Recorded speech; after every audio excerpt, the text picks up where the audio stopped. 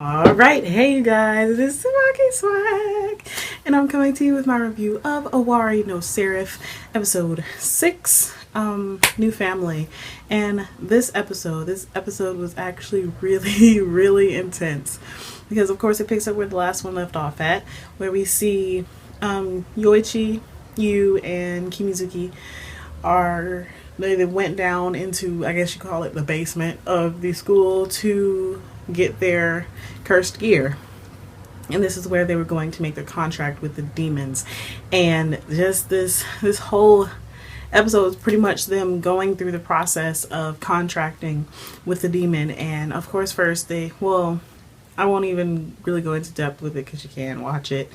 But my thoughts on this episode, I feel like this showed what their fighting styles are going to be like what range of fight they are going to have. I mean, not even necessarily going off of their weapon of choice, but like what type of fighting style and range they're going to have.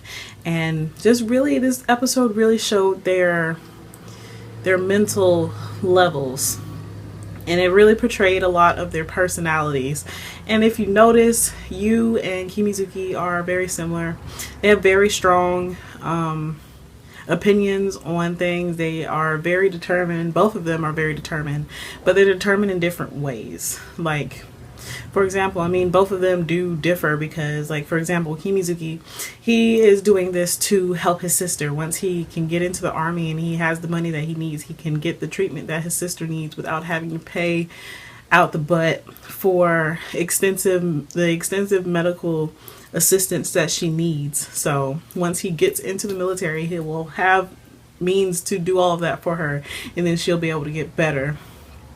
And this showed, like, when the demon went into his memory of, like, pretty much saying that he doesn't care about his sister and that he cries, like, he'll cry every night because he's contemplating whether or not he should just leave her and run away. And you could tell by the way he reacted that he deeply cares for his sister and he would really do anything for her. So I give kudos to Mizuki for that one, because he seems like he is a very strong person and he has been trying to be strong for his sister. So that's always awesome. Mizuki gets a thumbs up.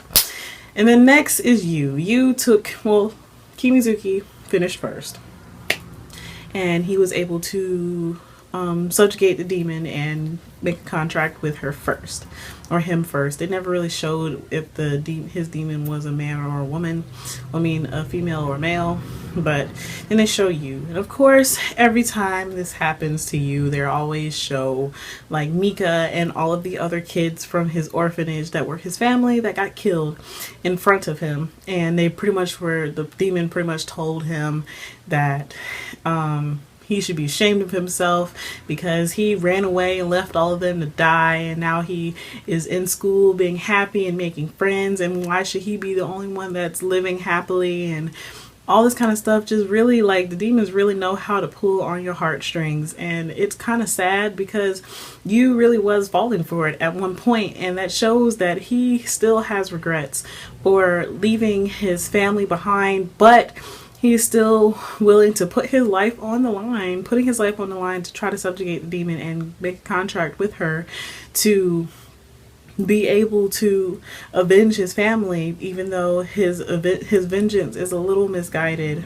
And he should be focusing, like Guren says later on in the episode, he should be focusing more on his family that he has now and not the family that he will never be able to get back because they're all dead, or to him, he thinks that they're all dead. Of course, we've seen Mika, so Mika is technically dead if you want to think about it that way, but Mika is still alive and somewhat well, but he doesn't know this, so he's still thinking that Mika is dead and gone and there's absolutely nothing he can do about it, but he still wants to kill all of the vampires that took his family away from him, the one family that he actually had. So he did eventually subjugate the demon, and the demon was like, this is such a contradicting mix of lust and pretty much lust and love. And she said that she was going to lend him her power, but if she felt any type of doubt in his heart whatsoever, she was going to take over his body. So he got his weapon, which was I can't talk. Asuramaru, I believe is how to pronounce it. I could be wrong, but he got his weapon, he got his katana, so that's always awesome. And then they show Yoichi, and Yoichi is like literally, I guess the demon was getting bored, and she was like flipping the light on the lamp that was sitting on the desk in that room where his sister died and his sister was killed.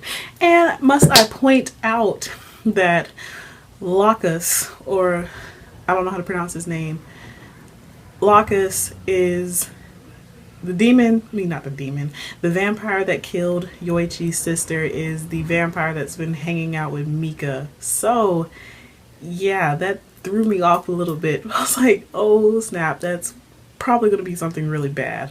I mean, I don't think that Yoichi ever saw who the vampire was, but I have a feeling that that's all going to come like full circle, being that that was the vampire that killed his sister, and now he's hanging tough with Mika. So I feel like that is going to be a thing later on in the anime. I don't know, maybe I'm just reading too much into things, but just so looking forward to like next episode, because after Yoichi got possessed and he was trying to kill his comrades, and then Yuren even showed that he has some type of emotion. Like, he showed that he actually does care about them. He helped bring Yoichi back along with like Shinoa and Mizuki and Yu, and he came back and he was crying, and it was just so sweet. That scene, that whole scene with Yoichi like overcoming that part of him that he's never been able to overcome and finding the strength to actually want to fight is awesome. It gave me goosebumps. So, I mean, I think I have goosebumps now. So, Yoichi, he looks like he's going to be freaking awesome, especially with that bow. Like, I love any type of archery. Archery is freaking awesome. And if I was a fighter, I would probably be a long range fighter with a bow. So, that makes Yoichi automatically awesome. So, yeah.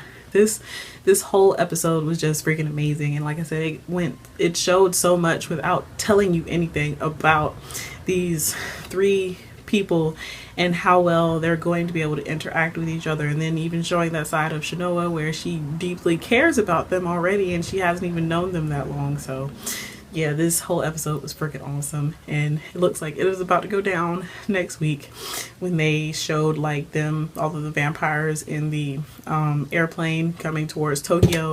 So yeah, I think Mika and you are going to meet again very, very soon, and I'm so looking forward to it.